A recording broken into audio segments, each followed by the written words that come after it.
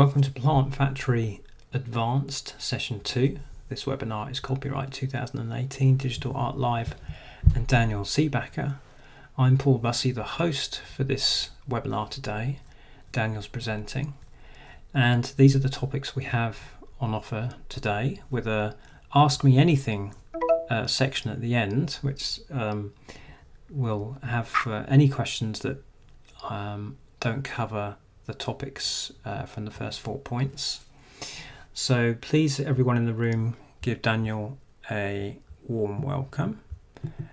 Whilst you're doing that, I'm just going to make sure that Daniel is promoted so we can share his screen. So you should be able to do that now, Daniel.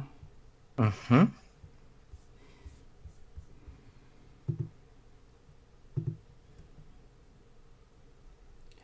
Okay, good. Okay. So I can see your screen. We'll just confirm with a couple of people in the audience that they can see. Hey there, Arthur. Welcome to the party.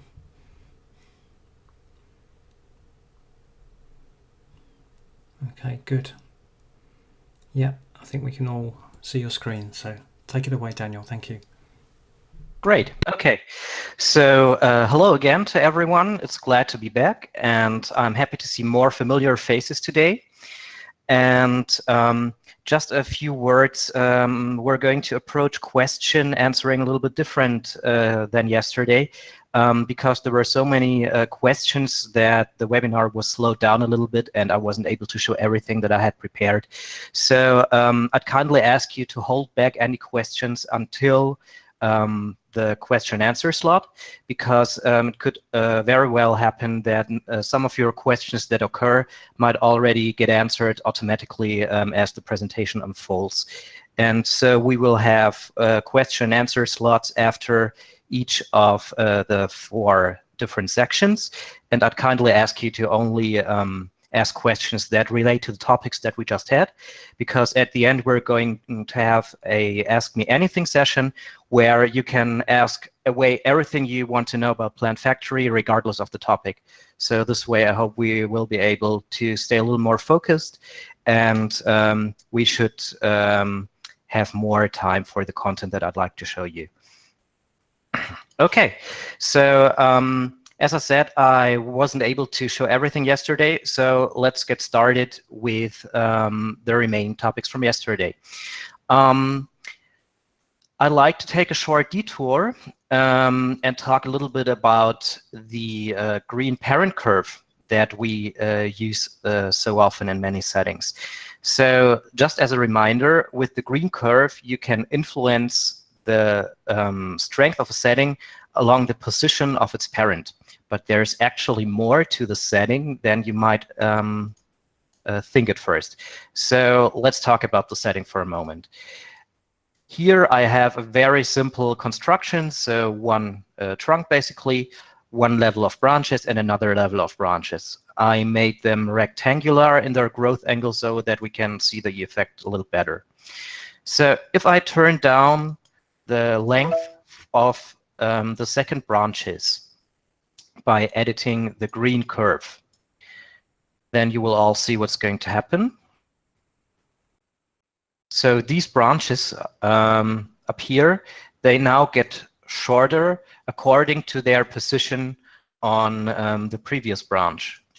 So you can see that the outmost branches are now shorter than the branches that are located at the very beginning of the parent branch. Okay, now this is all nice and well, but what if we wanted to make these branches length depend not on their position on this branch, but on their position along the trunk?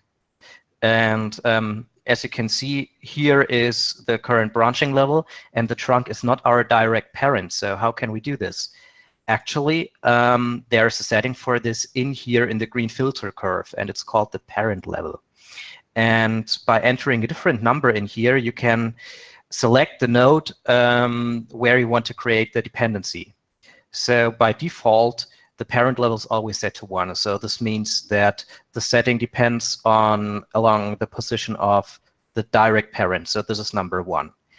And the grandparent in the graph is number 2, the grandparent is number 3, and so on. So you just have to go back through your graph and number each node, 1, 2, 3, 4, 5, and so on. And then you enter the corresponding number in here, which I'll do now for the trunk, which is number 2.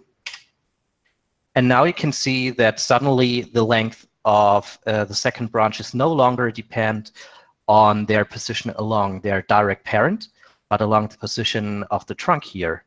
So that's a pretty hidden feature again, but it can come in very, very useful. Now, there's also a cascading setting in here. And what does cascade do?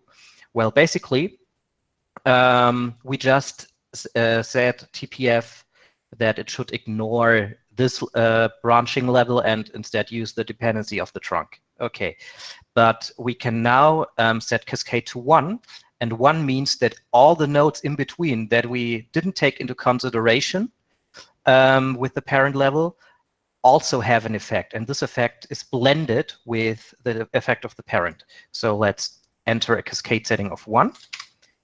And now we have a combination of the influence of the position of both levels. So for 1, the branches get shorter the higher up they're located on the trunk, and they also get shorter the farther outside on the branch they are. So now both nodes have an effect on that setting. And if you choose a level between 0 and 1, so for example 0.5, then the intermediate nodes will have less of an effect. So only 50% of their strength will be mixed into this green curve. And of course, you can also go higher than 100%. So this will simply exaggerate the effect, as you can see. So now we are basically making the effect stronger than 1, stronger than 100%. And by entering a negative value, we're basically reversing the effect. So this would be similar to reversing the filter curve. So now we just reverse the entire thing. So that's a pretty interesting way of controlling parent dependencies.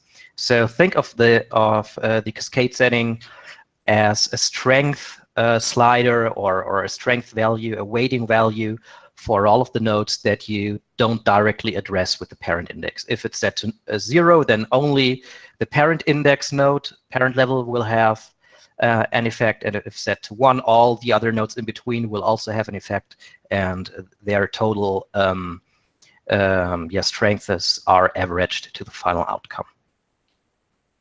Okay, so that's for a start. Next, we are exploring another type of randomness. So by default, you actually enter the physical values in the variance field here. So if I have 5 plus minus 2, TPF is going to select randomly between a length of 3 and 7.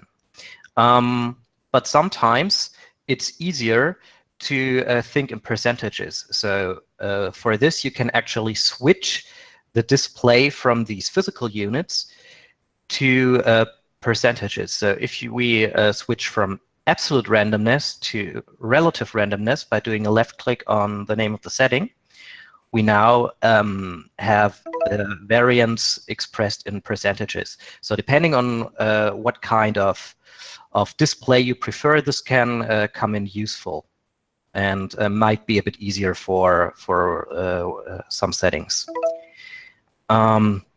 Also, usually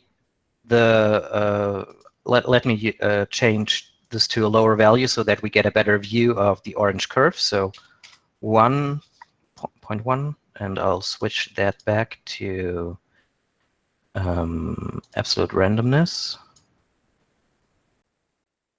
So all I actually want is to get a better representation of that range. Okay, then we'll just use the ratio instead. So the orange slider actually visually represents the value that you enter here and the variance. So the middle line represents the mean value, so 50, and the gray, dark orange and gray color range actually represents the plus minus 25. So 25, 50, and 75. And usually PlantFactory will choose these values totally at random. So there is no control over whether PlantFactory will favor lower values around the range of 25 to 30, for example, or higher ranges, or anything in between, at least by default. There is actually a way to influence this. So again, let's click on the name of the setting. And now we can choose the Gaussian distribution. And this will create a Gaussian curve. And so unfortunately, the slider is zoomed out again. But you can still see that Gaussian curve represented here. So this is a classic bell curve, and this means that values at the edge of the range, so 75 and 25, will be chosen less often. And it's more likely that TPF will pick random values around 50. So this is what that curve here, that bell curve, represents. If I were to reconstruct that, it would look like this.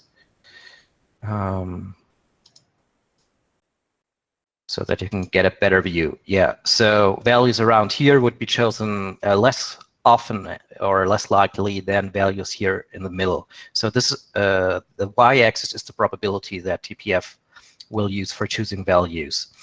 And so this can come in handy as well if you want to add some randomness to a setting, but you don't want to have very extreme deviations, but you need a bigger range of values in the middle. So that's a good way to limit the likeliness of randomization to values that are closer to the intermediate value. However, there's also the possibility of using your own custom distribution, and that one is really cool. So I just check custom distribution, and now the edit variance setting becomes available. So let's do a right click here. And now we have actually a way to edit that dark orange area. So I'll show that to you. So let's say we would like TPF to choose values close to 25 and 37.5 more often, then we can use a higher strength here. Now let's say values around between 37 and 50 should occur less likely. So let's turn down the probability for that. And let's say we want these values to not appear very often, so let's keep the probability down, and then at the end of 69%, the probability rises again. So now TPF will choose most likely a random value between 25 and 37. Then it's not very likely that values in here will be chosen. And then again, values from 70 to 75 will be chosen with a high probability. And if I click OK, you can see that the probability curve is now visually represented here in our slider. So you have absolutely granular control over every kind of randomness and the probability in PlantFactory. So that's an incredible, powerful feature. You won't need it very often, mind you, but for very specific cases, it's there, and I think that's the important thing. Also, one thing that I'd like to show you, let's go to the second branches tab, is the last hidden setting in this menu. Here, when you click on any value, it works on any tab. You can go to the menu, New Random Value. And here you can select whether PlantFactory chooses another random value for a setting with every instance that's going to be placed on the tree, or only once per plant. So to give you a practical example, let's assume you build a tree that has both blossoms and fruits for whatever reason. And so if you switch between blossoms and fruits on a random basis, then the tree will have both. But what if you would like a tree with only blossoms or only fruits, and you don't want to have to build two scenes for that, two files?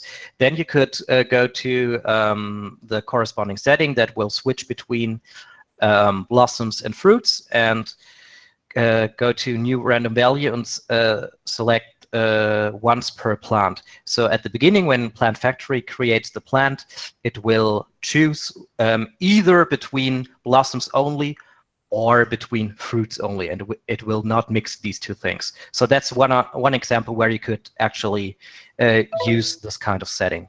So again, to summarize everything that we had yesterday and today, we have the way to make the variance depend with a randomness dependency on any other setting. So if for TPF chooses a high value for one setting, it will also choose a high value for the linked setting and vice versa.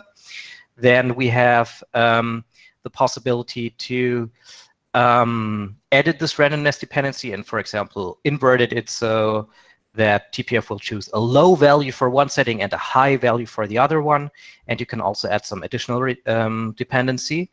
Then you can indicate how often TPF will choose a new random value.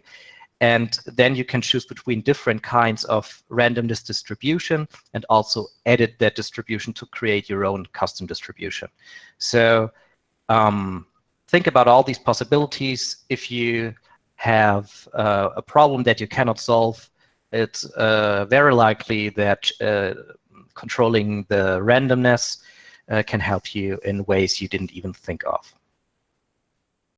Okay, so now let's go back to the miscellaneous nodes that we talked about yesterday. There are actually more miscellaneous nodes that I would like to show you. And while we cannot discuss every miscellaneous node, there are a couple of nodes that I'd like to talk about now. So here we have another node which is called an urchin. By default, the urchin creates a sphere, and you can then distribute children around that sphere. It's very useful for creating blossoms of a flower, for example. And you simply distribute these things by actually connecting another node to the urchin, just like you did with the segment. And here I will connect 3 different types of geometry to our urchin. And PlantFactory now randomly chooses between these 3 types of geometry. And here you can enter the number of copies that should be generated around the urchin, and you can indicate where the starting height is and where the end height is. Oops. So it's very precise. So it's not hard to place things on a specific point along the sphere. And there's also the phi angle.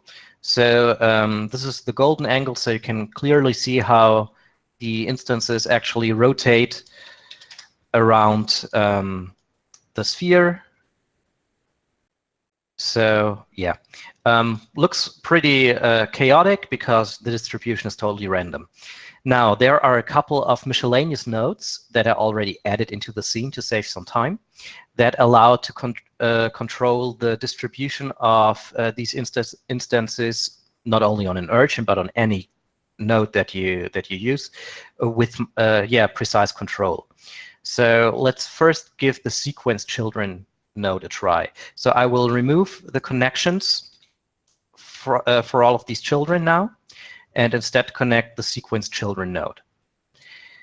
And so the sequence children node has one output for each geometry. So once you add one node to it, a new one will appear. So you can create infinite outputs. So I'll reduce the number or the phi angle for the time being so that we get a better view. Okay, so you can now enter a sequence in the form of letters into that node to actually create a pattern for the distribution of these children. So let me enter ABC, for example. So now we have node A, then node B, and node C. Then again, node A, B, C, leaf, segment, ball, leaf, segment, ball. And you can check this. So leaf is the blue plane, segment is the red cylinder, and green's the ball. I'll just scale down the ball a bit so that things don't overlap as much. Yeah, now we get a better view. So leaf, segment, ball, leaf, segment, ball. So let's change the sequence to AA, BB, AA, CC. Yeah, so this way you can create a specific order for selecting random children. So think about creating a flower. And let's say the flower has different petals at the bottom of the blossom and different petals on top of the blossom. This is a way to actually make the distribution more precise and control it exactly in the order you want with the sequence children node. So let's look at the second node, and this is the spread children node. So by default, what spread children does is it chooses the same amount of instances for every geometry that is connected to it. So right now we have 200 copies, 200 instances on our sphere or urchin. So 200 divided by 3, so let's say 210, that's easier to divide. So we will have 70 leaves, 70 segments, and 70 balls. So that's also a pretty neat way to control these children. Now, the great thing is that you can also mix and match this. So let's say we would like to have twice as many leaves as segments. So let's set the segment probability to half the amount of leaves. So you can see that some of the segments are removed and are now replaced by leaves and also, of course, by balls. So if I set this down, the leaf presence will increase even more. And of course, you can also drive the presence of these children with external nodes. So once again, this is a node that we used yesterday for swapping materials with a seasonal change. We used that node to make the seasonal change appear from the top of the tree. And I'm using the same settings again. So I would like to change the distribution of these three different types of geometry based on the height along the sphere. So here I have the urchin, and I'd like to control the placement by the position of the instances on the urchin. So I select position again. And now I created a filter for each of the three types of geometry. So the first kind of geometry should occur from here 37% to 62% of the height of the urchin, and the other two geometries should consequently appear before and after that height. So let's connect the presence for all three children to the filters. And here we can see that the distribution of the children now changes based on altitude. I'll change the angle so that we get a better view on the altitude representation. Yeah, so at the bottom we now have the segment, that filter, in the middle part, we have the leaf, that filter, and at the top part, we have the ball, that filter. So these nodes are very, very useful for precise distribution of things, especially in flowers. And finally, there's one last control node that I would like to show you. So let's delete all of this. And for this, we're going to grow some petals on our origin. So let's add an advanced segment that we're going to change into a petal. Okay, so first we'll turn the scaling down. And now we're going to activate the blades group. This will sort of add like a sheet of paper that runs through the segment, and this will become our petal. So now we need to remove the cylinder, and we can simply remove the cylinder by setting its radius to 0. So all we're left with is now our blade, actually. Let me reduce the number of instances so that we get a clearer view. Okay. Good. And now let's change the width of our blade. So it's pretty wide at the moment. Let's make it half as wide. And I would like to make everything horizontal. Let's see if that works. I'll go to the Transform tab and choose horizontal and set this to 1. Okay. Doesn't matter. We'll just leave it like that because it's a little bit difficult to get things orthogonal on a sphere, obviously. It's not impossible, but I would have to play around and see which settings would align them now orthogonal. So let's just keep it that way. So now we need to form this blade into an actual leaf. So for this, we can use the profile filter. And I will shape this. So this is similar to the radius filter for the cylinder, with the only difference that it actually cuts stuff away from the blades. And we can clearly see that the blade width is still a little bit too wide. Yeah, so that's better. Let's increase the resolution. Okay, so now we have a leaf. So this is not an alpha map, by the way. We just created a real 3D geometry, which is very fast to render, but also has a couple of more polygons. And so now let's say I would like to add some other leaf shapes to this. So what I could do now is I could either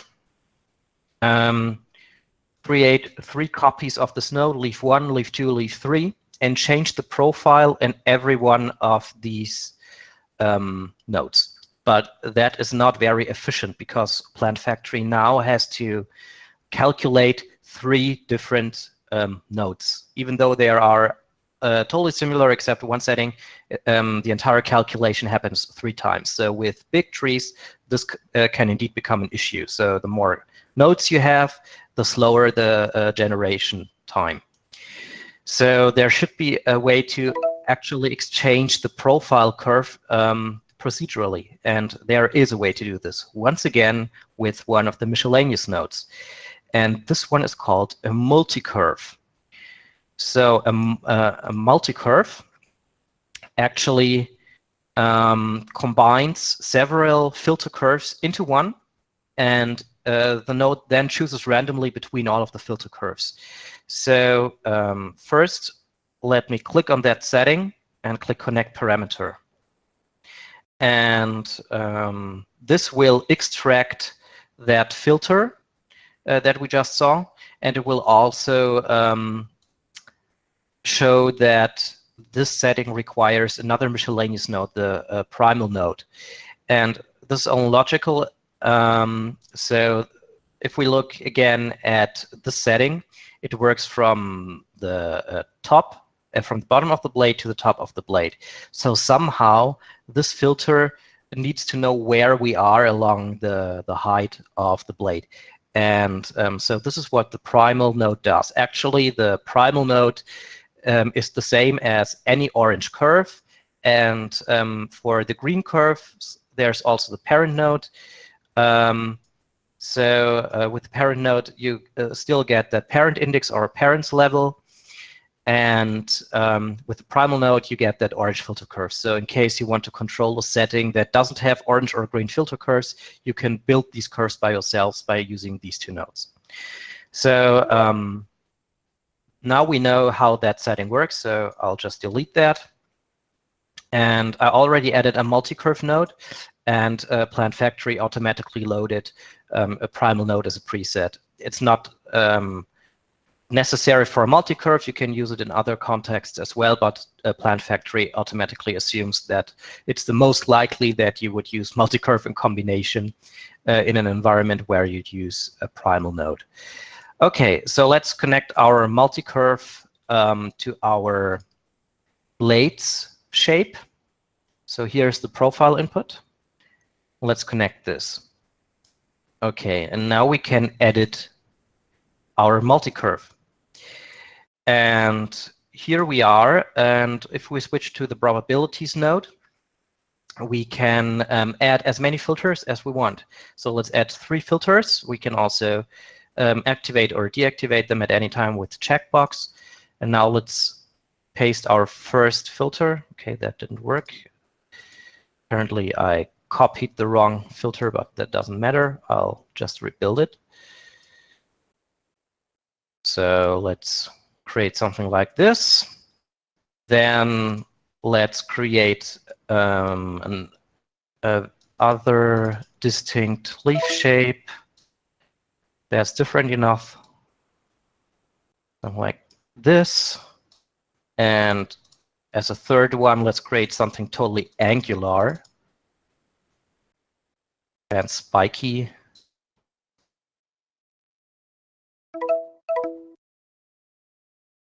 Okay, so we now have 3 different leaf shapes.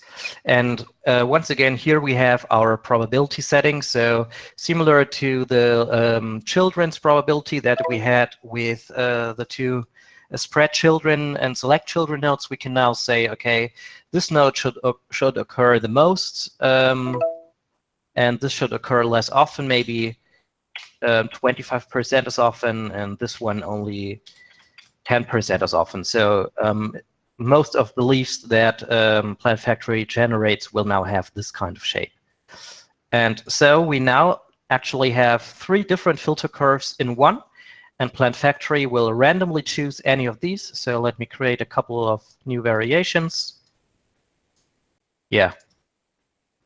And the great thing is that we didn't have to copy the leaf node and create 3 copies that we connect to the origin. We can stay with 1 copy and simply exchange a single setting only. Okay, and now I would like to go back to the tree that we had yesterday with the seasonal change. This time we're not going to look at seasons.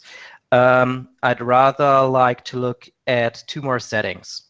So one setting that is very handy for tree modeling is the SAP setting. You can find it on the Children's tab of each connected child. So for example, here we are on the Distribution tab for the branches along the tree. So I will simply hide the leaves for the moment so that we get a better view on our plant. Or maybe I'll even deactivate the leaves so that we have a faster generation. And let me subdivide the plant a couple of times so that we get a better view. I will also deactivate the twig node for the time being so that we are left with branches only.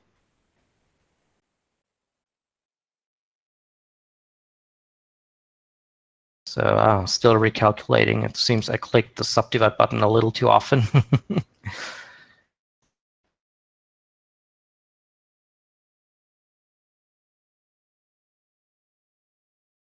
Yeah, okay, that's fine. So the sap setting is meant to influence or simulate plant growth.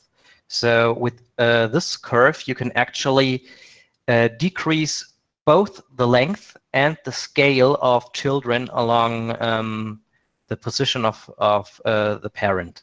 So let me give you an example on how this looks if I change that curve. You can rapidly see how the entire growth shape of the plant actually changes. So this is really, really easy, because the great thing is, if we close this and go to the next tab, that on the transform tab of each node, there's the sap group, and you can check whether the sap is inherited to the next level or not. So you only have to set it once at the very beginning of your graph, and then it will automatically be carried over to the very end through to all branching levels, unless, of course, you decide to deactivate the inheritance. And so you can quickly generate a lot of great-looking tree shapes simply by changing this filter. And once again, you could drive this filter curve with a multi-curve, for example, and so with the click of a mouse button, you will generate a totally new plant shape depending on the filters that you used in the multi-curve node. So let's activate twigs and leaves again so that we can look at the full result. So it's going to take a moment to generate. Yes, so this is what our plant looks like now. So let me give it just one other try. I'll simply invert the shape of that filter. And here we are with our second tree shape, actually. So a pretty nifty setting for creating natural looking trees and plants. So let me reload that scene again so that we get to our default plant shape that I originally created. And we had the grown object feature yesterday. And I like to showcase that one again to give you an idea how it looks with an entire tree. So I'll go to File, Import, and Import Mesh. And this time we're going to import a simple brick wall. And TPF automatically activates the growth along the object. And so if I click the object and uncheck the visibility, you can actually see that it's a good trick to model trees into a specific shape. And if I click visibility again and move our brick wall to another point, you will see how the tree actually grows flat against the wall. And the parts that are higher than the wall will actually start to hug the wall in total. So let's give it another try. I will scale this one a little bit up. And let's change the gizmo to the rotation gizmo. This is done by pressing the R key on the keyboard, by the way. And let's rotate the object.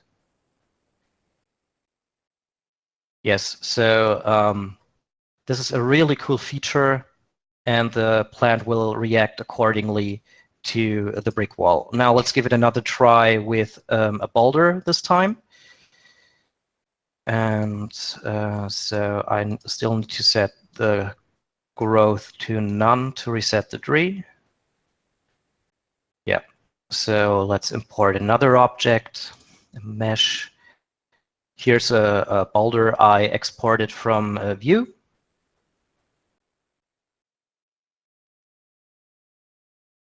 And let's move that one up with the gizmo tool, get a better view of it. And here we are, let's hide the leaves. So the plant is actually hugging that boulder perfectly. If I move it closer to the trunk, we get a better effect. So yeah, you can freely move the object around and the tree will automatically adapt and hug the object. So we saw that yesterday with the roots, but I think this is even a better and clearer example of how to grow things on objects. Okay, so this concludes the remaining content from yesterday and our look at miscellaneous notes. Any questions about this session topic? Yeah.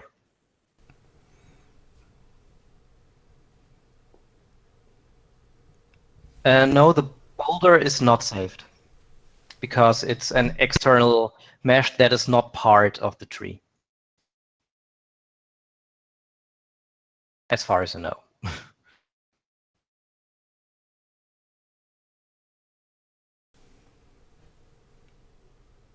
Yes, the effect stays when exporting the tree. So you just have to reposition the boulder in your target application accordingly.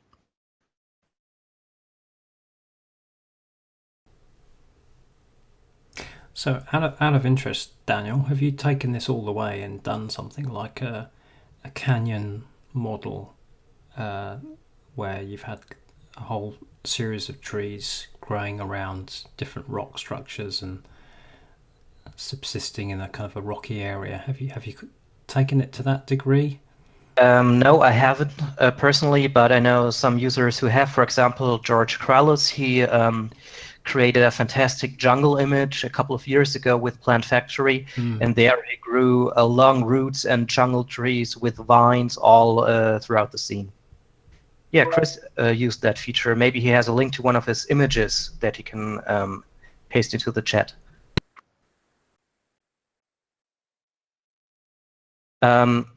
Karen, you can see the coordinates of the boulder in here. So you simply have to enter these same coordinates in your target application, and then the boulder will be placed at exact the same spot.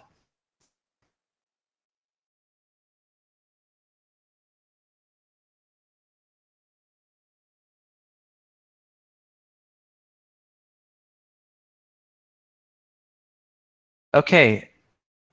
Okay, sorry, still not clear. So when you save out the plant, Karen, then only the plant is saved with the shape it currently has, but the boulder is not saved. So there will simply be a hole in here that fits the boulder. So in your target application, you will have to load both the plant and the boulder that you just loaded also into this scene, and just move the boulder into place so that both objects match.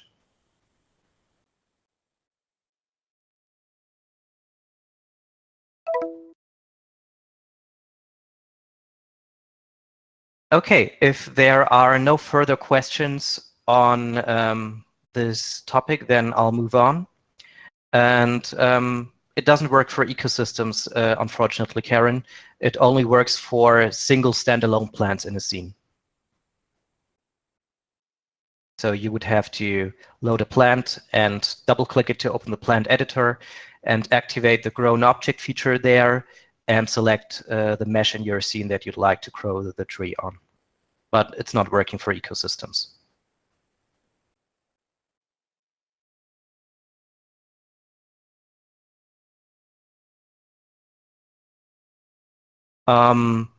Well, Alex, this issue depends on the kind of plant that you are using. So plants created in PlantFactory 2014 are very, very resource intensive. So the resource management is pretty bad, and I could imagine that the software would freeze because the RAM was full. And all plants that were created in TPF 2015 and 2016 are way better with resources. So it depends on how the plant was constructed and which version was used, and of course which version of Vue was used.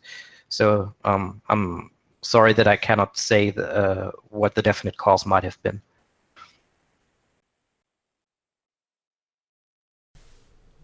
Okay, thanks for your questions, folks. We'd best move on. Thank you. Okay, so now we're dealing with creating real-time trees. So for the use in game engines, for example. I know this might interest quite a lot of you. So so far we've only looked at high detail stuff. And what about creating low-risk trees? So in order to save some time, I created a very, very basic tree down here. So it only has one trunk, one branch, and a second branching level. And we will use this tree to look at various types of leaves that we can now add that are suitable for game engines. So one question that popped up yesterday was about billboards. And yes, you can use billboards in your leaf, or camera-facing leaf cards, as they are known from SpeedTree. So by clicking this preset icon here, we will add a billboard leaf to our scene. And let me reset the material and connect this to our branch. Okay, so what we have here is our billboard now. It still doesn't have a texture, so let's add a texture to it. Let's load a material and use one of the preset billboard materials. This one, for example. Okay, so now we have quite a lot of leaves on our tree, while the tree itself is still very, very lightweight. We could even unsubdivide the tree a little further to save more polygons. Yes, so that's one way to add leaves to your tree. There are several options for creating this billboard. So right now we have a dynamic billboard that rotates with the camera through the scene. So it always faces the camera. Then there's the option for creating billboards that are fixed in their orientation and that are always pointing outwards. So this is what it would look like with fixed billboard orientation. And then you can also change this to a fixed orientation that faces the x-axis. So this is for trees that won't be seen from another angle in a game engine, for example. So if the tree will only be seen from the front, then this is a very lightweight way of adding billboard leaves. And then there's also the possibility to create billboards that are fixed and face the current camera here in the 3D view. So they're now baked into the direction that I look at the tree. So it's the same result as with the x-axis option, but now they're facing the camera position that I just had. So if I choose a very extreme camera position, something like this, now all the leaf face downwards to where I just had the camera. So these are different options for adding billboard leaves for real-time engines. Now there are a couple of new leaf features in TPF 2016 release 4. So billboards have always been there since the very first release, but if we switch back to fixed user-defined, this will first create a single plane. I'll scale the leaves down to give you a better idea. So let's reset the material. Okay, so now we have a single plane. This can be used for lightweight individual leaf creation in a tree. So I often use this flat plane to create a tree with many, many single leaves. The seasonal tree that we had yesterday and that I just loaded up again uses this kind of leaf type. Now, with release 4, we have a new drop-down menu, and this is the mode. Now we can also create crossed planes instead of a single plane, where we can add a texture to. And we can either create this with 2 crossed planes or 3 crossed planes. So let's reload the material. And now instead of billboards, we have crossed planes. Let's brighten that up a bit so that we can see it a little better in our camera view. Yeah, doesn't look nice, but we get a better contrast. So that's also a way of creating lightweight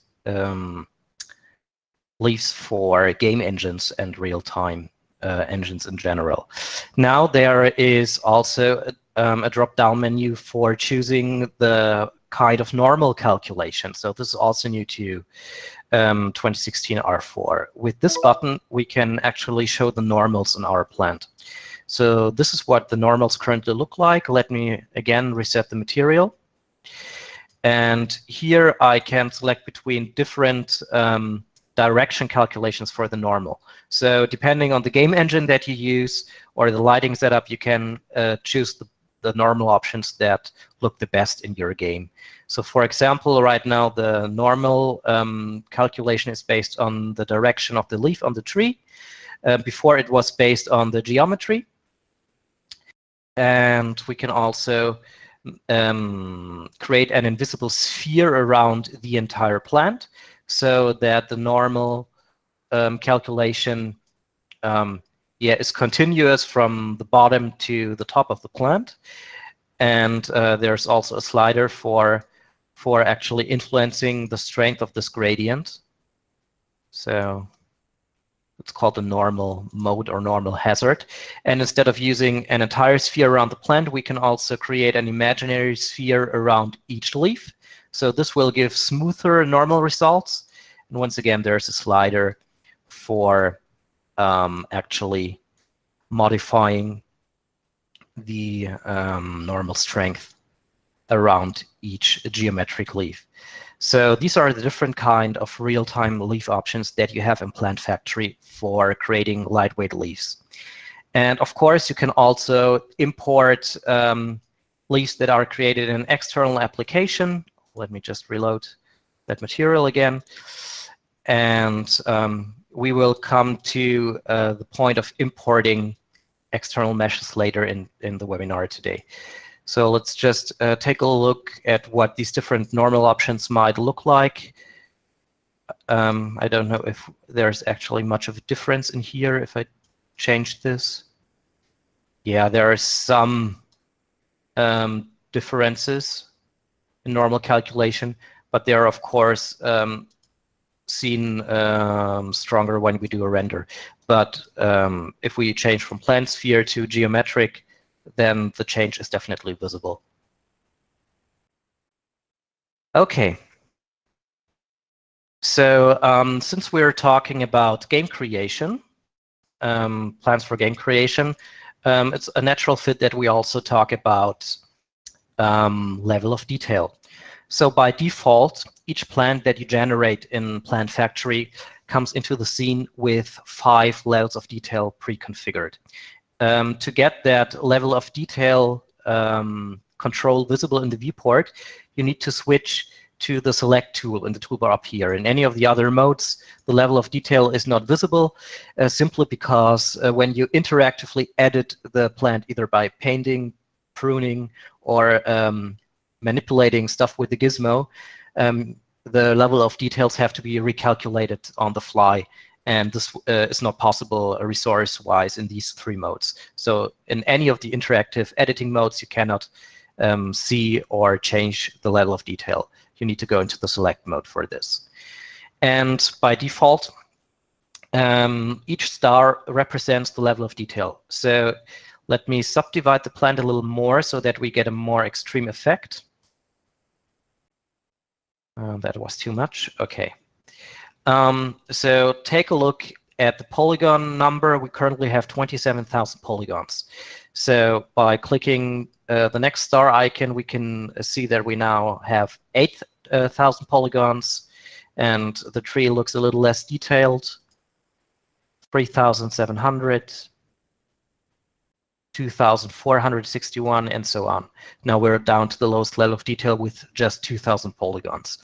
So where can you configure the level of detail? This is done on the Meshing tab. Here you can indicate the number of level of details that you would like to create. So if 2 LODs are enough for your purpose, then just enter 2.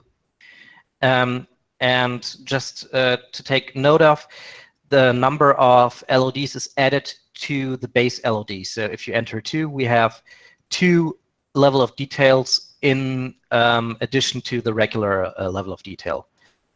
So yeah, this way you can create an arbitrary amount of level of details, I believe. And the simplification boost is an estimation of how much polygon reduction happens automatically at each LOD. So a boost of 1 means that TPF tries to reduce the polygons around 50% with each LOD. And here you can trigger, set the distance from the camera in resolution when each level of detail will automatically be triggered. So if I click Auto in the viewport and zoom out, once the plant is smaller than 540p, it will change to LOD1, and once it's smaller to 270p, it will change to the last LOD.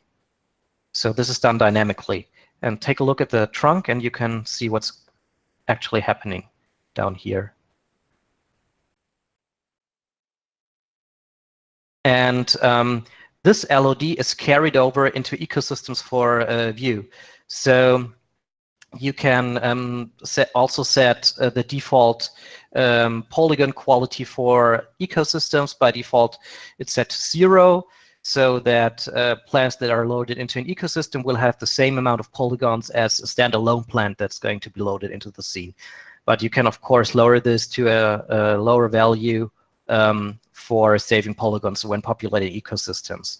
And inside View, in the material editor and in the Eco Painter, you can actually access this quality setting and edit it anytime you want to add or remove some polygons. And you can check whether View should use the built-in level of details for rendering. So ecosystem instances that are far away from the camera will use a correspondingly lower level of detail, depending on the resolutions that you set here, the distance to the camera. Now, I would like to show you in a new scene how you can actually load externally created meshes into PlantFactory and how you can make them compatible with level of detail. So down here is the object node. If you add this to your graph, then you can load an external object in here.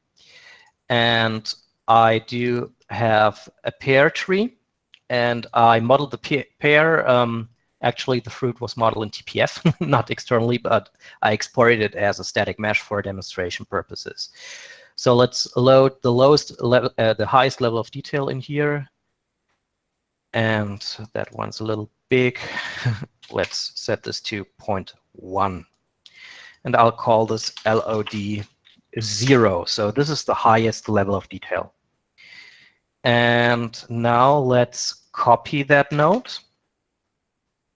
And this time let's load the next LOD, LOD1. And now we would like to switch between both geometries based on the LOD. And there is a miscellaneous node for that. So let's add that miscellaneous node again. And this is the LOD selector. And now let's connect the LOD selector to the beginning of our tree. And let's connect both LOD objects to the LOD selector. I'll rename that to LOD1, by the way. And now you can, I used the same output. That's not right. OK. And now we can set the maximum LOD where this node appears. So for example, let's switch to the LOD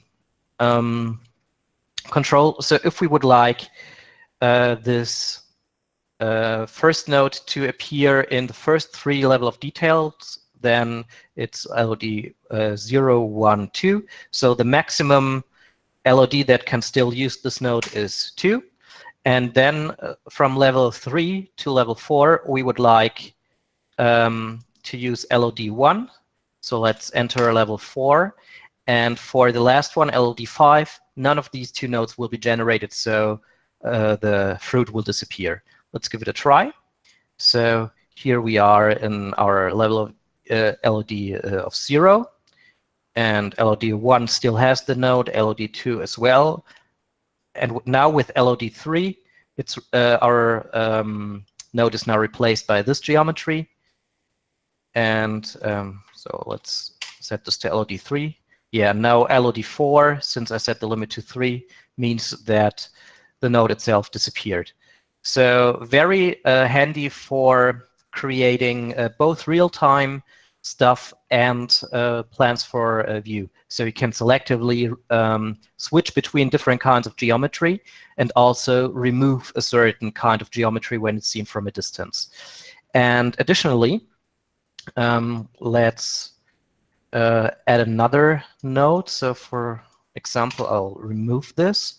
Let's add a segment to the scene. And let's add another segment to the scene. And go back to the full LOD. And so inside each node on the Transform tab, there's actually an LOD management group. So the difference between what we just saw with the miscellaneous node and this group is that the miscellaneous node actually switches between different kind of nodes depending on the LOD. So it could also go from Billboard leaves to cross-plane leaves to individual leaves, for example. And with the LOD management tool, you can actually tell TPF to generate a node only within a specific LOD. So for example, if I want the branches to only appear in LODs 2 and 3, I'll enter the min LOD 2 and 3. And so let's go back to LOD 3, they're there. LOD 2, they're still there, or 3. And now they're going to disappear again. So you can also selectively turn on and off any component of your plant with level of detail. So again, very, very granular control over any kind of geometry in your plant. So let's turn that off again. And now we're looking deeper into meshing modes. So up to now, we've used these buttons, Subdivide More and Subdivide Less, to interactively add or remove polygons to our plant. And this polygon removal actually looks very, very good. I'll just unsubdivide the plant and go back to the regular LOD. Okay. So the algorithm is very good, but sometimes with very deformed plants, it can generate not enough polygons or not or too many polygons, and you might want to have manual control over this. And so you can actually replace the algorithm with your own meshing controls. So let's go to the meshing tab and switch to manual meshing. And now we have a couple of new controls that are available on our nodes that were previously grayed out. And these are on the segment tab in the meshing group, and also, of course, on any other node on the first tab.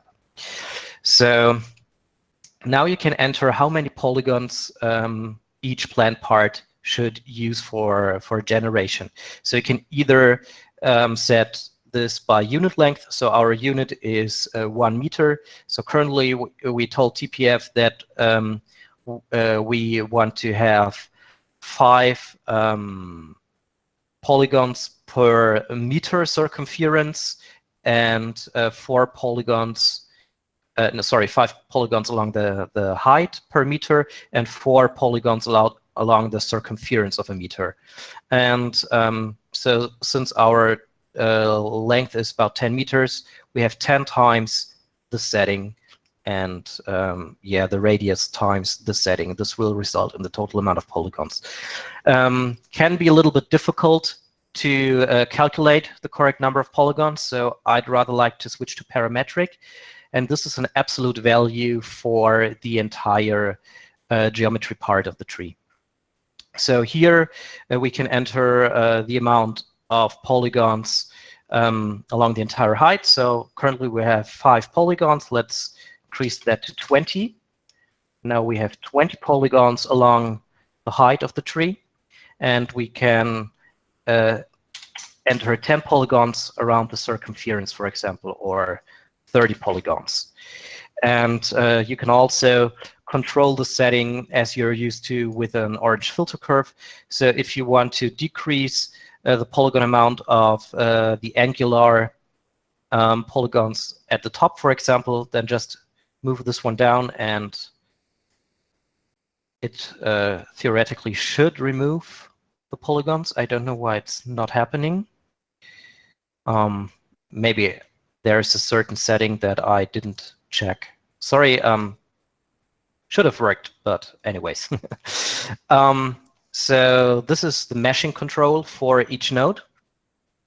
And you can still use the subdivide less and subdivide more buttons, and it will automatically change the amount of polygons in each node at the same time. So let's set this to 10 and 8. And so we have 10 and 8, and here we have 20 and 30. So if we unsubdivide this plant, we now have half of each setting, so 10 and 15, and 5 and 4. So you can still use the settings to interactively increase the amount of polygons based on the rules that you indicated here. And there's also a setting for the caps, so you can indicate the amount of subdivision on the cap. So currently we have 2. Let's increase that to 4. That was the branch. I meant the trunk. Yeah. So now we have 4 rings at the top of our cap. So very easy to control. Now, if we go back to our meshing tab, we can also switch to triangles instead of quads. And with triangles, we get 2 additional meshing parameters. And this is a density parameter. So with this curve, you can influence the density of the polygons along the height of the tree. So if you want to remove polygons in the middle of the tree, just move the curve down, and now you can see that we have less polygons in the middle part, and then gradually again more polygons at the top and at the bottom of the tree. So if I do like that, you can see that we have more polygons in the middle and then less around the middle. And so let me remove that point again.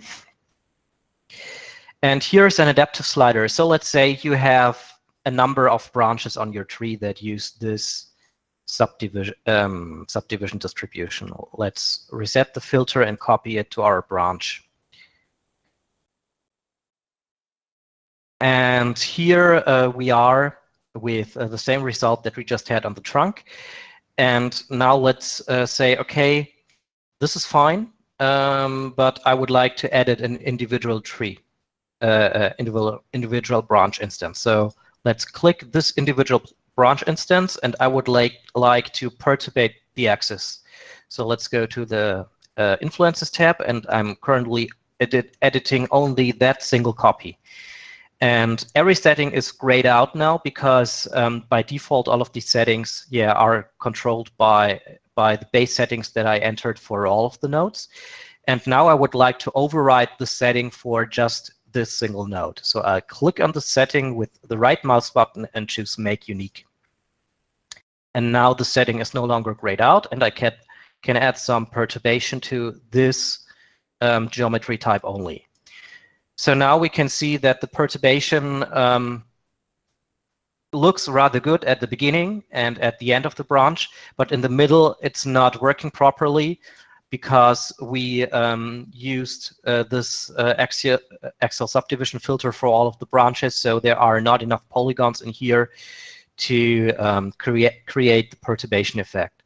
For this, we have the adaptiveness slider. So even though we are in a manual mode, we can add some algorithm intelligence back into the mix. So let's make this unique. And if I now increase the slider, TPF will detect where you will need more polygons and will add that back by the automatic algorithm that we used before. So with a setting of 1, this is the maximum. The algorithm fully took over for this single instance, and now we mixed both manual meshing and algorithmic meshing within one single tree. Just keep in mind that the adaptive setting and the sensitive filter is only available when working with triangles. Also, there's the option to use mixed quads and triangles. And what this does is it mainly uses quads, but triangles are used at the top of a segment, so for the caps, and in rare cases where triangles can save some polygons. So I would like to reset the setting for this instance. So let's set do a right click and click revert, and now we undid the change that we just did to this child. So let's take a look at perturbation for all branches. So let's perturbate all the branches. And currently with the algorithm, when we go back to automatic adaptive, uniform, sorry, we get a uniform distribution along our branches. So since our distribution was uniform with manual as well, we're not seeing any change. But what happens if we go to adaptive? With adaptive, TPF leaves a clean topology aside and tries to generate branches with less polygons. So as you can see, the topology is not that good anymore, but we have less polygons. We have 4,000 compared to 6,500, and the change in shape is minimal. So if you don't plan to further edit your plant in another application and you can live with irregular topology, you might want to give automatic adaptive meshing a try, as it can save you quite a lot of polygons. And one thing I forgot to mention about manual meshing, if we go back to manual, there is an icon in here. So I said you can click subdivide more or subdivide less to add or remove polygons in manual mode. But if you want to add a lot more polygons at once, and here we have a display bug, but anyways, you can apply a global subdivision factor to your plants once. So if you want to have 4 times the amount of polygons in manual meshing mode, you can either click 4 times subdivide more, or you can enter a factor of 4 in here, and TPF will now add 4 times the amount of polygons to the entire plant. Now, finally, there is one last meshing mode that I'd like to show you with a proper model. So for this, let's load another tree that I made. And I'll simply remove the pairs from the tree because they are very polygon heavy and will slow down the application. Okay, so here we have a tree, and let's assume that you need a placeholder for pre-visualization in your scene, be it for offline rendering, for storyboards, or for mapping out a level in a level editor. Then you can go to the meshing tab and click the stylized button. And what this will create is a cartoon style envelope around your tree.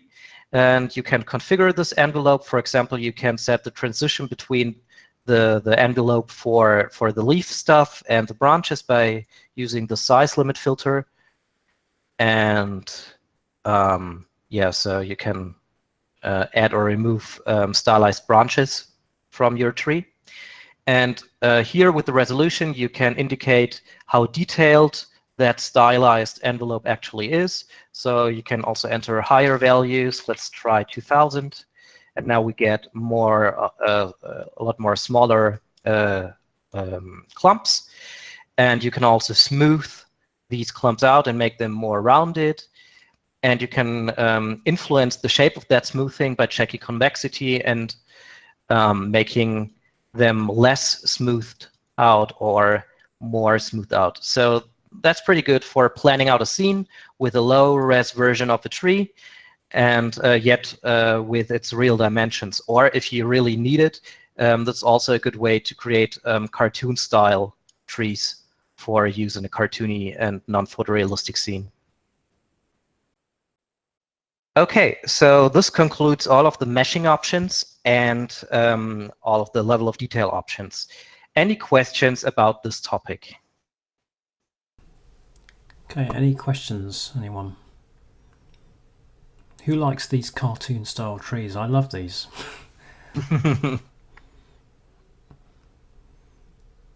I could see those being used in a couple of applications. Barry loves them. Barry, you have a question? No, I think he just loves the cartoon style trees. Ah, okay.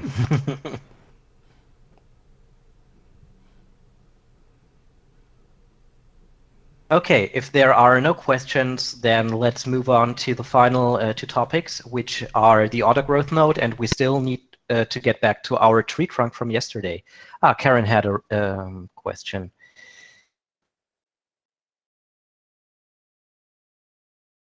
I defined it when I built the tree, Karen. So by default, that SAP filter is set to not have any effect. So it's just a straight filter line as in here. And I used it for modeling the leaf shape. So when you add a new tree, that setting is off by default. But it's a great way to quickly generate the order shape if you make use of it.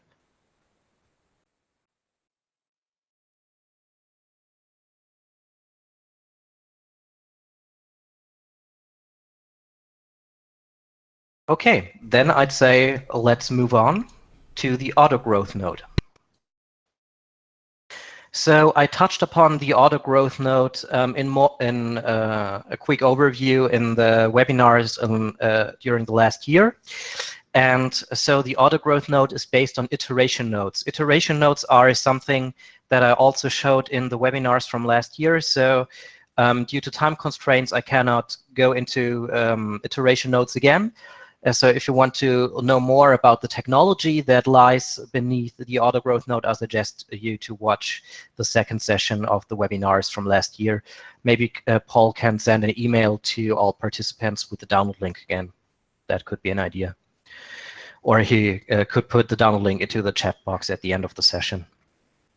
Okay, so the auto growth node is very interesting because it creates an entire tree with only a single node. So let's add a preset. And the tree is not calculating. Ah, of course, I didn't connect it to the root. My mistake. Okay, so here's our tree. And the cool thing is that the tree is by default connected to the age parameter. So it's compatible with age, and you don't even have to build the age functionality by yourself. It's just included. So let's move that down to 1 year, and you can see how the tree actually starts to grow until it becomes a fully blown tree model. And you can indicate the maximum age for that slider here. So let's push that to something like 40 and move the slider to 40. And here we are with an even bigger tree.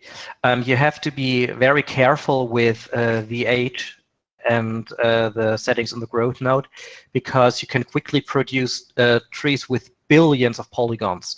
While I was preparing for the webinar a few days ago, I moved some sliders and I created a tree with 65 million polygons by accident. So I think it took about 10 minutes until PlantFactory reacted again. So my entire computer froze, or at least the application, for 10 minutes or 15 minutes. Mind you, PlantFactory did not crash, but pushing these settings can quickly result in many, many, many polygons. So I hope we'll be able to avoid this for today. So this is what the settings for the auto growth node look like. all of these settings are meant to simulate a biological growth algorithm, so they all have biological names. That wasn't really intuitive for me, I have to admit, because I'm not a biologist, so I had to look the meaning of some of these settings up on the internet and read some Wikipedia articles about it. So instead of using these names here, I will try to explain them with their regular setting names to you.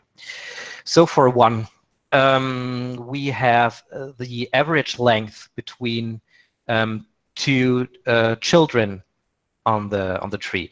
So if you increase the age of the growth node, PlantFactory will actually generate new buds, as it calls it. So a bud is basically a new branch that is created. And here you can specify the average distance between each new branch that grows out of the entire tree.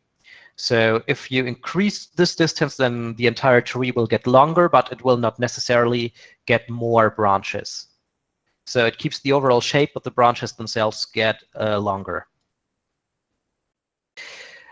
If you actually want to increase the amount of branches and leaves later that are generated, you can increase the growth speed. So what the growth speed will do is that it will actually create more branches based on the distance that you indicate here, and faster, and it will make the branches longer. So be very careful with the setting, because small changes can have a huge impact and can quickly create very, very big trees. So I'll put that growth speed down a little. Okay, now the phyllotaxis angle is actually the growth angle around the trunk and around each branch. So it's similar to the angle that we saw before with the urchin node. And so let's just give that a try. Currently it's set to the golden angle, as it is known in mathematics, of 170 and 37 degrees. But by modifying it, you can influence the rotation of each branch around the main tree pretty well. So the bud radius is nothing more than the initial radius setting with which the trunk will grow. So if we increase this, everything will get thicker because the radius is being inherited by all the children. So the angular noise is actually our axis perturbation setting that we've known before. So I now reset this to 0, and our branches are not perturbated anymore. They are only deformed by the tropism settings. So if I deactivate tropism for the time being, we get totally straight looking branches, and now we can add some noise back into these branches to create a more gnarly-like experience. Of course, this will create also more polygons, so be careful. The apical shape is the basic plant shape itself. So it defines whether you would like to grow a plant with the autogrowth node that has more the shape of a bush, of a broadleaf or coniferous tree, if I pronounced that correctly, or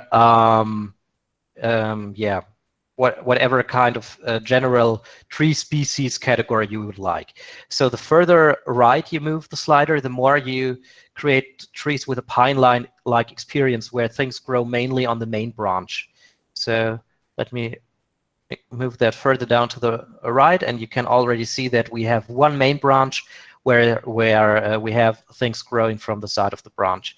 And if we move that to the maximum, we get sort of a lonely single tree with just a few branches.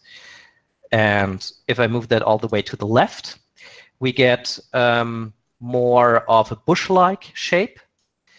And if we move that more into the middle, we will create round trees with lots of detail. So apical values close to the middle will create trees with the most polygons.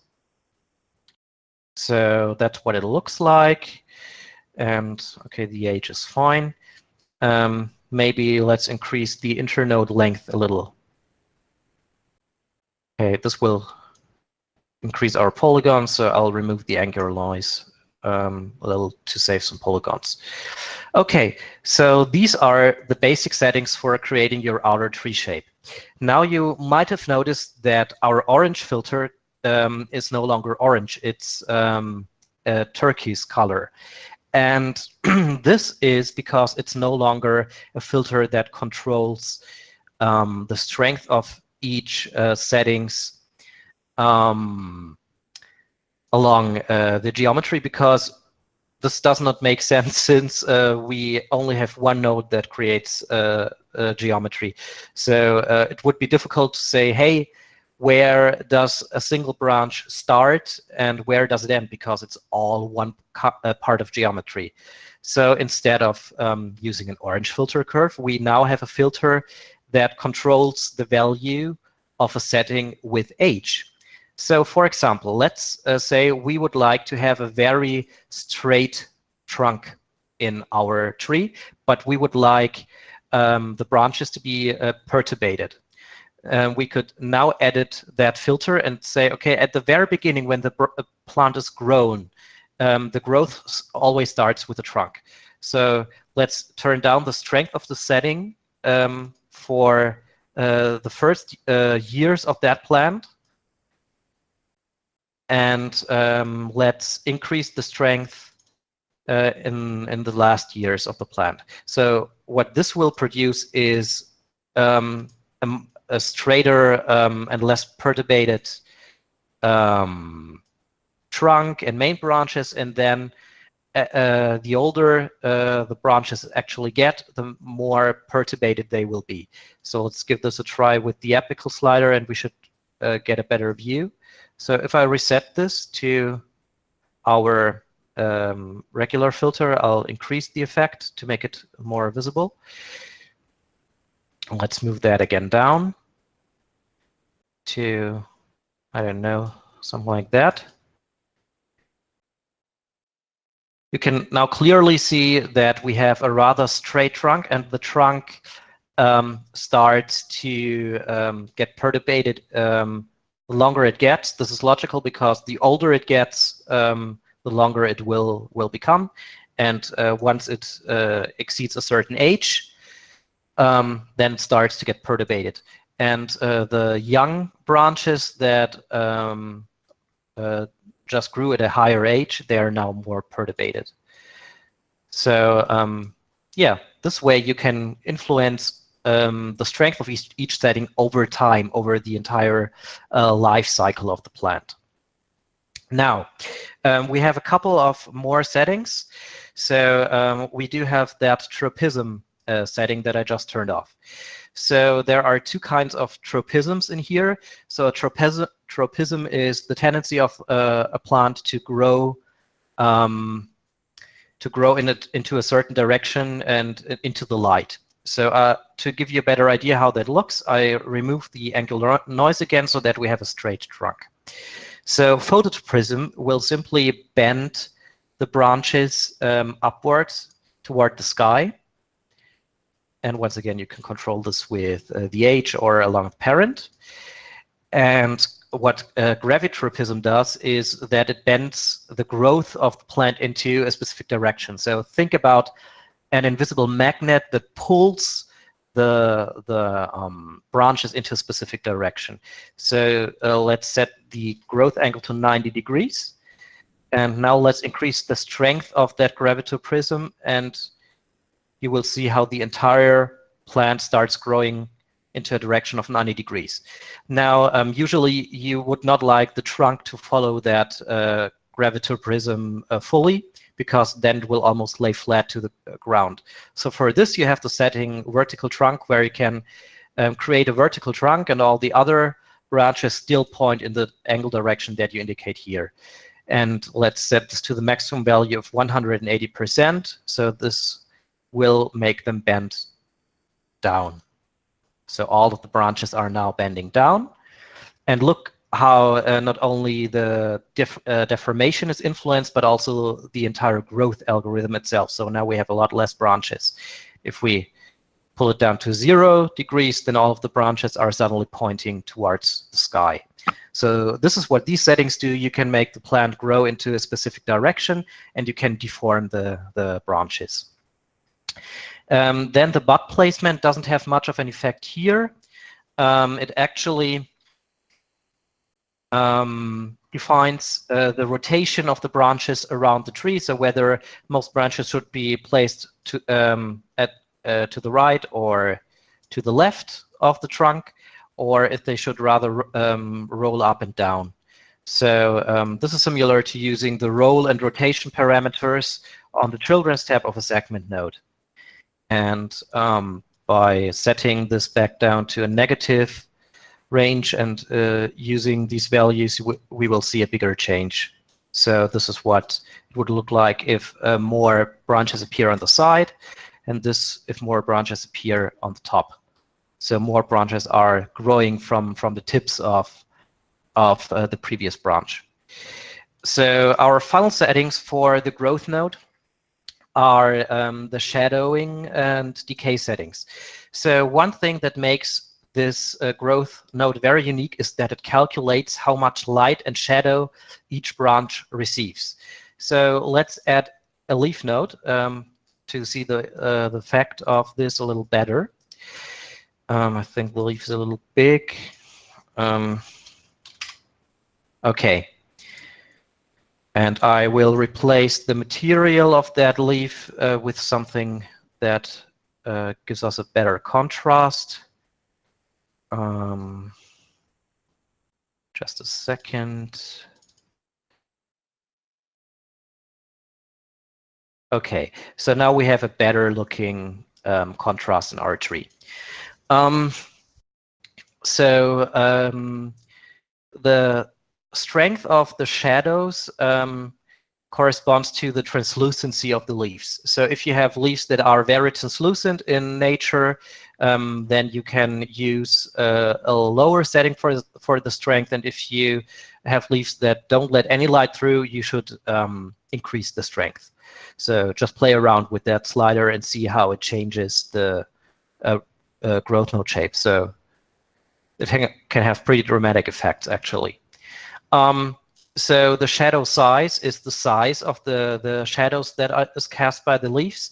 So you should sort of set the shadow size to the same value as the size of your leaf for plausible results.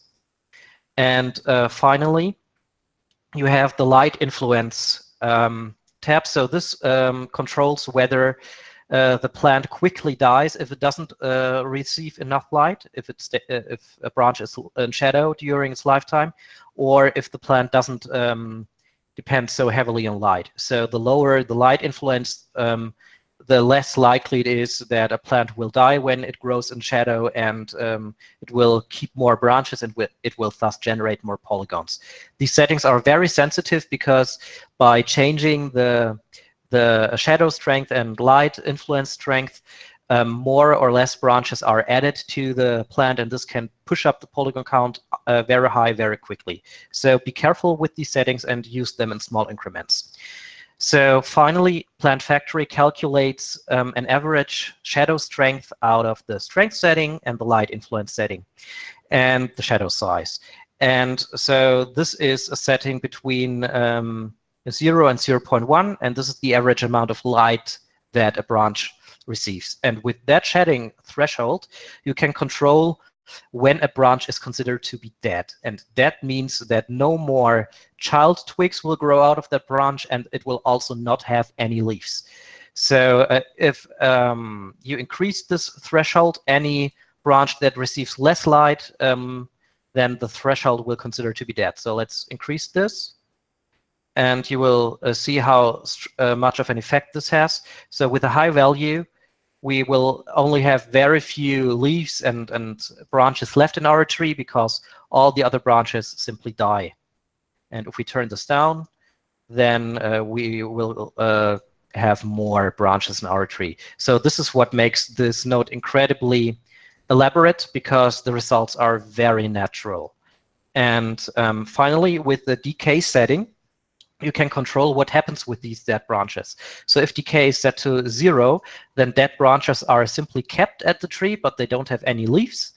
And by increasing decay, dead branches are continually removed from the tree until only healthy branches remain. So by increasing decay, we just removed all the dead branches down here, and we have only healthy branches with leaves. And finally, let's just get very quickly to the cuts tab. Let's create a rounder tree so that we can see the effect better. With the cuts tab, it's possible to cut the tree into a certain shape. So by activating bottom cut, we can cut any branches below a certain height, and you can set this either to an absolute value in the scene or relative to the height. So 100% is 1. So let's say I'd like to cut everything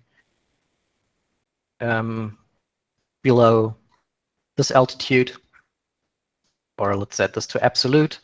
Our tree has a height of 3 meters, so let's say I'd like to cut everything below 1.2 meters. And with the rank parameter, you can specify whether all the branches are cut away or if intermediate levels are actually kept. So you can see that we're now keeping the first and second branching level, now the next branching level as well. So you can specify how much is going to be cut away. And for the profile cut, this one is incredibly interesting. You can basically cut any tree into a hedge-like shape. So once again, let's activate this, and you can again switch between absolute and relative to height. So our tree has a volume of, if I turn this off again, of around 3 meters along X and Y. So let's set the radius of the cut to 3 meters. And now let's edit the shape. And this is similar to the ZEP filter that I showed you earlier today, only that it produces more elaborate shapes because things are actually cut away. And now let's, the radius, of course, too big. We need 1.5. And so now we can clearly see how we're cutting our plant into a specific shape. And if I increase the radius, more of the plant will actually be left. So for hedge-like structures, it's a pretty interesting way to actually cut the plant. So I'll try more concrete shapes so that you can see better what's going on.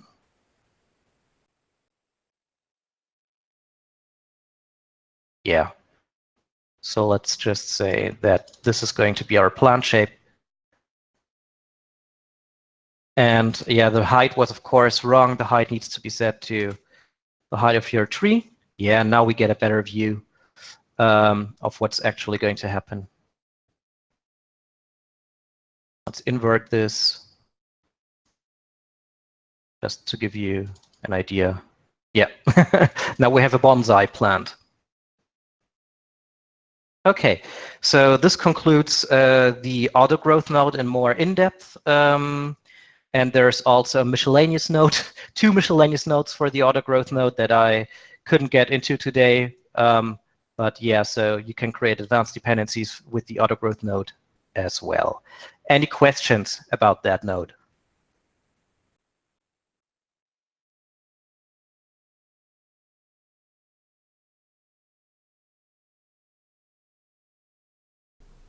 So Karen's asking, can you shape a perfectly square tree without using external objects? Does that pertain to what you were talking about just now?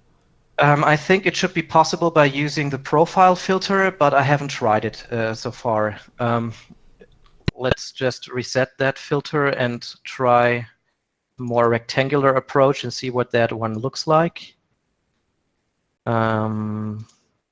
So it might need some playing around, but I think it should be possible.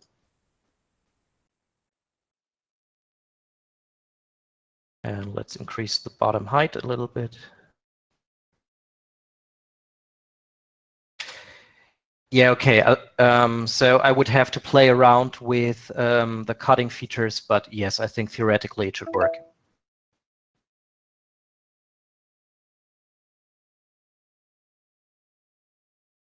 Hey, any more questions on that section on the auto growth node?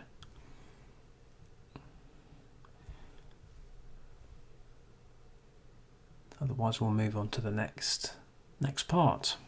Yeah, so we're now back to our tree trunk from yesterday. So I modified the trunk a bit today and improved the displacement shapes and added a few bits and pieces here and there, but in general it looks very similar to what we had today. I also made sure that we have no more floating roots in the air, so I actually added a direction bias which made the roots bend down towards the ground. So now every root actually hits the ground and starts hugging it. So this is why it looks better. So for one, I saved texturing for today. So there's not much to it, but I wanted to show you how texturing actually works in PlantFactory. So let's load a material. And for this, I go to the root node where the default material of the tree is defined. And let's load just that bark texture. And you can see that the material is inherited by all the nodes that are connected to it by default. And if you want to switch off the inheritance for a single geometric part because you want to use another material there, then just go to the materials group and select another material instead of inherit material from parent. So we need to adjust the UV mapping on this because it looks not so good. Let me decrease the resolution so that we get a better view in the texture without having to worry about the displacement. So let's go to the Materials tab. And once again, I'd like to set this not per length, but absolute for the entire height of the tree trunk. And so let's increase the tiling around the circumference. Maybe let's try a tiling of 4. That's too much. 3 looks better. And now we need to adjust the tiling along the height of our tree. And let's try with 3 or 4, 5, 6. I think 4 looked okay. Good. And so now we could also adjust the UV mapping for the roots, but I'm going to leave that now due to time constraints. So actually, there's one thing that I'd like to show you. And for this, I went to one of the example scenes that ship with TPF. This is a bunch of grass that I built for the previous version as a preset. And I loaded the scene, and then I grouped all the nodes and saved the nodes out as a component. And I then loaded this component into the scene with the load component button. And so this way, I just imported the entire grass plant from another scene into our tree trunk scene. And since I built the graph to be compatible with health and age, it has also inputs for health and age that I needed to connect to make it appear at all. Okay, so what we'd like to do is we'd like to distribute grass around our tree object on the ground.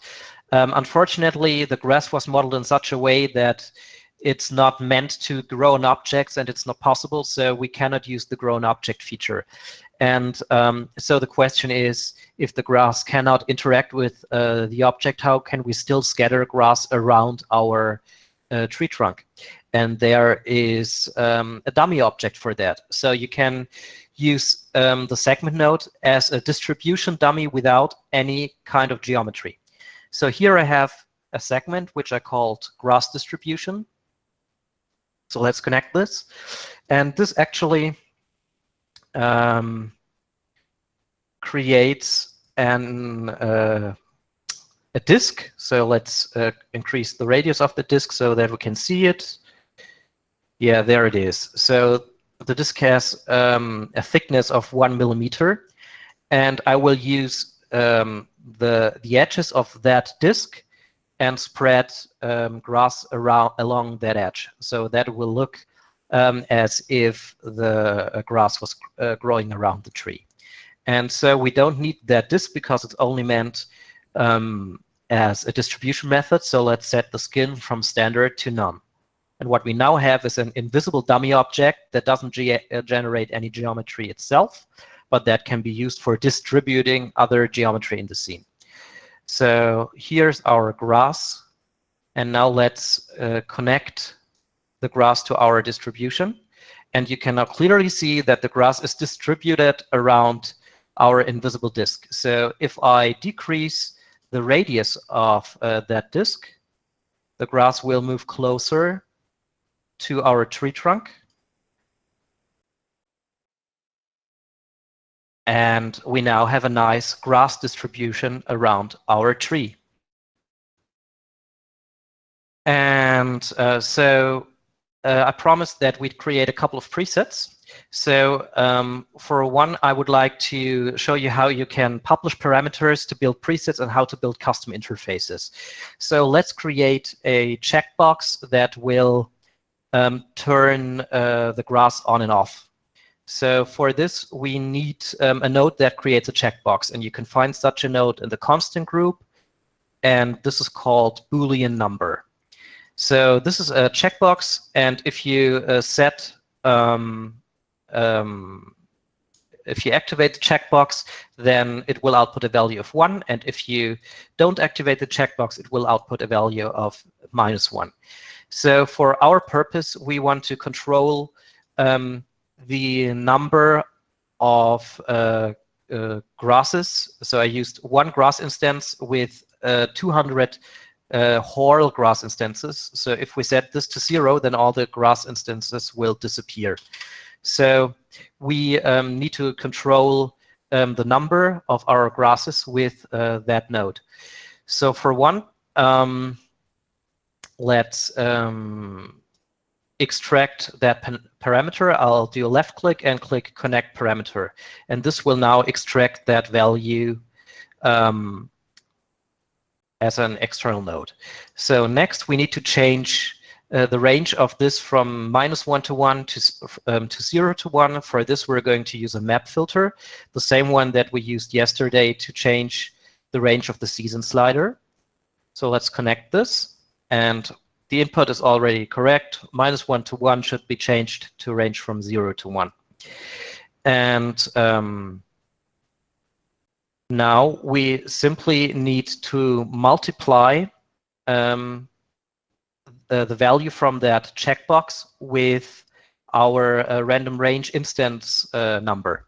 So if the checkbox is checked, it will be multiplied by 1, and if it's unchecked, it will be multiplied by 0, thus removing all grass instances. So let's use a multiply inputs node. And now let's feed that multiply inputs into the distribution and connect it to the number. And now if we check that checkbox, we can turn the grass on and off with a checkbox.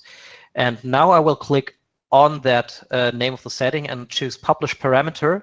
And I will call this activate grass. And if I click allow external access, then this parameter will also be accessible in View's Plant Editor. So let's click OK. And on the presets tab, we now have that setting that I just published. So activate grass. OK, so now I would like to create a preset with a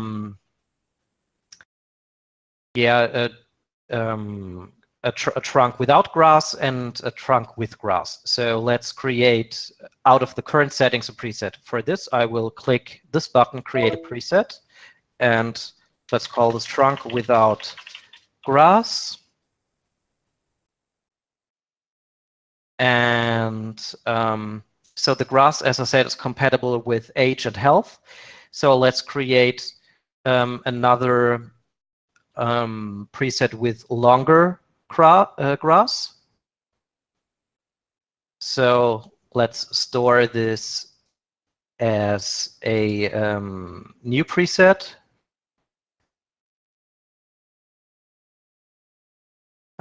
Okay, my mistake. So let's create this as a new preset and call this trunk with long grass.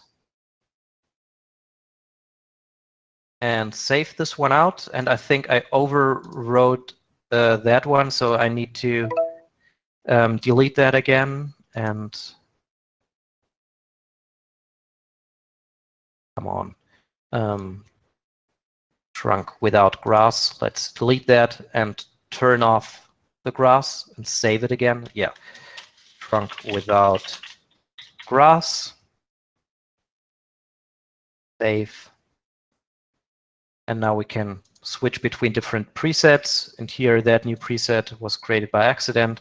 Let's call this trunk with short grass. So let's set the age of the grass to a little less, to 40. Save this as a new preset, and now we have a trunk with short grass. Save. Yeah. And now we have all the presets that we just created, and we can switch between all of these kind of presets with the click of a mouse button.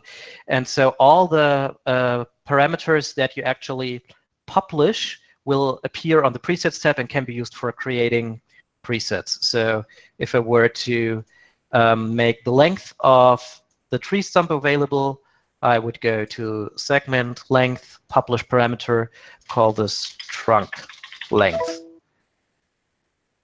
And now we have one more setting on our preset tab that we could actually make available. Okay, so since I'd like you to give you 10 more minutes for asking your general questions about PlantFactory, I'd like to conclude all the topics for the webinar today. I know it was a lot of input, and I rushed through a lot of things, meaning that I didn't speed up on things, but I really included quite a lot of information. And so please let me know anything you'd like to know about PlantFactory and questions that have occurred, no matter the topic. So I think we have a few more minutes for that.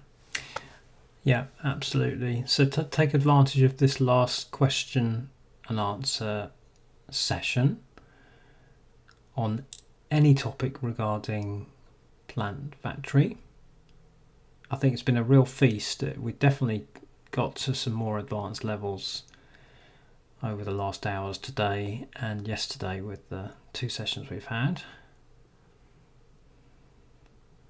Super amount of information to absorb in the recordings.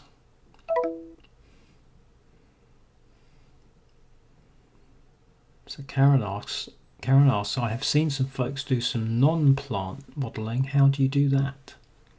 There are actually some example scenes for that included with the application, so it might be best to load one of these scenes up.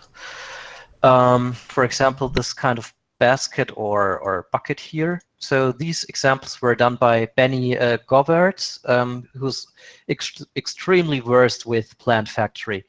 So it's best if you decipher these tutorial scenes. Basically, Benny just uses segments to create, for example, wooden planks, and then here is a dummy object that I just showed. So let me switch that back to a standard skin, and you can see that he used that one to actually distribute things in a circle. Then he used that sequence children's node that we saw earlier with the origin to create a sequence of colors. And yeah, so by using these advanced features and miscellaneous nodes, you can do recursive modeling.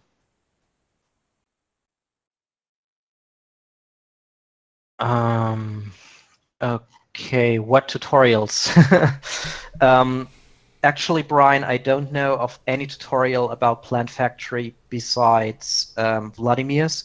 I did 1 or 2 years ago with the first version of PlantFactory, but I hadn't had the time to actually upload more tutorials as of yet. Learning resources for TPF are unfortunately very sparse, so Gigaplay would be the best place to go.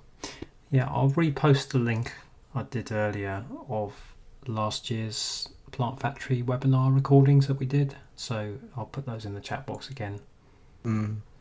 And so I don't have currently any recent tutorials available, unfortunately. But if you want to know anything, just ask me on Facebook in the group, for example, and I'll be glad to help. And I hope to be able to find the time to do more tutorials in the future. You're welcome.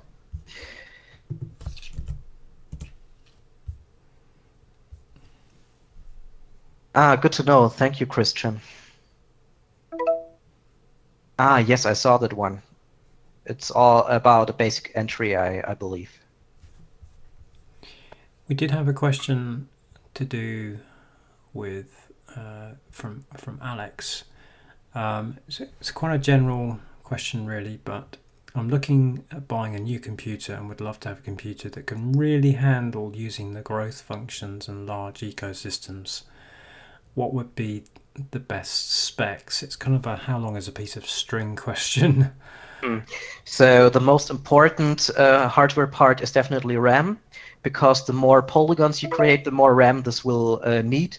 I have 64 gigabytes of RAM, and when I created by accident this 65 million autogrowth polygon plant, my RAM was about 75% full, to give you a rough estimate. So with lots of RAM, you can really do a lot of things. The generation time depends on the processor. So the faster your processor, the faster the plant will generate. And if you use wind animation, then there are a couple of nodes where the wind animation is actually calculated by the GPU. And I have a GeForce 970 card, so a pretty average GPU. So you don't need to invest that heavily into a graphics card for TPF. Go for RAM. Okay, any further questions? I'll just post that Facebook thread again. One thing that I forgot to mention at the beginning is that all of the advanced things that I showed yesterday and today are only possible in the higher versions PlantFactory Studio and PlantFactory Producer. So unfolding the nodes down here and connecting external nodes to any of these settings is a producer feature only, for example. Studio and producer feature only, sorry. So with the lower versions, you will still be able to do a lot of things because you have all the kind of geometry nodes, and you can build plants by only connecting geometries together, which also give you a lot of possibilities. But creating randomness dependencies with these menu, connecting external nodes to these sources, and using miscellaneous nodes is only possible in Studio and Producer.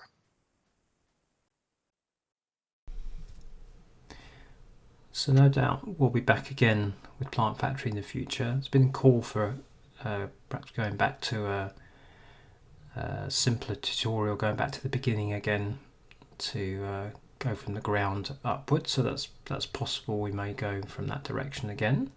But in the meantime, send us suggestions about what you'd like to see in the future for PlantFactory, particularly if you've got particular projects you're interested in, and we'll see if we can find some common threads where we can pick up some topics to teach in the future. So Lutz Lehmann, a German Vue user, suggested today on Facebook that maybe a webinar geared towards the lower end versions could be of interest for the hobbyist base. Yeah. So that you can see how you can model great looking plants with a more limited set of functionalities. Maybe that's something that could be interesting to you as well. Just think about it. And we could suggest it to Ian. Yeah. Thank you so much for attending today, everyone. Please use that Facebook thread for any further questions or thoughts. And I'll send you the recording of this second session tomorrow. Great. And for those of you who have never seen the software before, I really recommend watching the webinar from last year. It runs about 4.5 hours, so similar to this webinar, and it really covers all the basics from creating your very first plant with drawing to introduction to procedural modeling. So all of the kind of questions that popped up yesterday should be covered in that first webinar. Okay, I'm going to close the webinar room.